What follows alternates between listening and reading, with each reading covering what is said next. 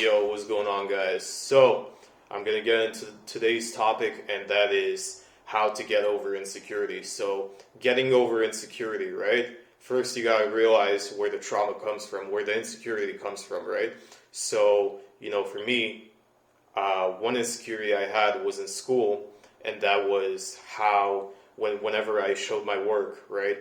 And that was from when I was like 6, 7 years old when I was first in school and I was doing like some sort of dumbass exercise, right? Some sort of math problem or whatever. I don't even remember it. And I had the worst teacher, right? She called my name out, told me to write some shit on the board, right? I didn't do so well, right? And she was like hypercritical and this and that. And for years that stuck with me, right? And so because of that, I I I actually pretty much almost failed all my classes because I would just put down the answer. Even though it was right, right? I always just used to throw out like how I did it.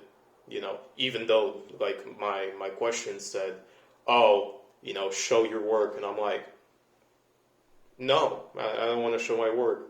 Right? But that was because of my past trauma. Up until one day, I was just like, "Fuck it, why am I even stressing about what this bitch said, a couple of years back," right? So like there's no point about it. The second point that I want, which kind of goes hand in hand is with this, is feel the trauma, relive that memory, and then just simply let it go. And I know letting go is probably the most difficult part of all this. And so the way you can let it go is, just do whatever takes your mind that it's just like, all right, fuck it, it happened, whatever. You gotta have that mentality of, okay, I'm letting this shit go. It's not a part of me anymore, and that's it. So for me, it's either working out, playing basketball. Sometimes I like to watch like the water drain down, like whenever I shower, right? That pretty much in my mind I visualize like all the bad energy going away, right? Because the water showered over me and washed away like my bad energy, and since we're all 70% water, the molecules energetically interact, whatever, right? But that's something else for another video, right? But my point is here, you gotta pretty much not restrict your mind, but more so do a process that makes you, feel like you're releasing something, right? There was a psychological name for this, I forgot it. But I'll let you guys know in the comments section if I actually end up finding it. Anyway, all right, so the third thing is, well, this was supposed to be the third thing, but whatever. So the fourth thing is, realizing what is and isn't in your control, right? So for example, right, if your insecurity is something physical, I know for a lot of my guys out here, who are like, what, 5'6", 5'7", 5'8", 5'9", even some that are like 5'10", are super insecure about their height, right? Because they think it's not up to female standards or society standards. Just a little bit ago, actually, I remember there was a guy on one of my homies' comment section that was saying, "Oh, you can't have successful interactions if you're not, at least, I don't know, 5'10" or whatever." Motherfucker, I'm 5'9". I'm 5'9". I'm not the tallest guy around. I know that. I'm gonna fucking own it. But it's not something that can change, and I have a lot of other shit that's going for me. So doesn't really matter at the end of the day, right? It's about realizing what is and isn't in your control, and bettering yourself in those things that are in your control, and just accepting those that aren't, and that's it. That's honestly it. On that note, right? But I used to be a skinny dude. I'm still skinny, but I was a fucking twig before, right? And so that was something I never liked. I always wanted to have a decent frame and just be able to have that kind of presence there. You know what I mean? And so to accomplish that, I started working out, right? Because that was something in my control.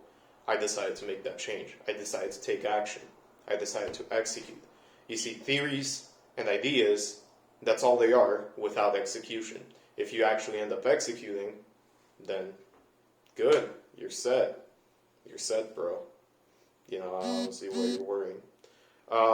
Anyway, and so last thing that I want to mention is that, like, bro, if you're insecure about something that is in your control, be it career, be it body, be it whatever the fuck, right? But you're not taking action, then you're pretty much shooting yourself in the fucking foot, right? Because,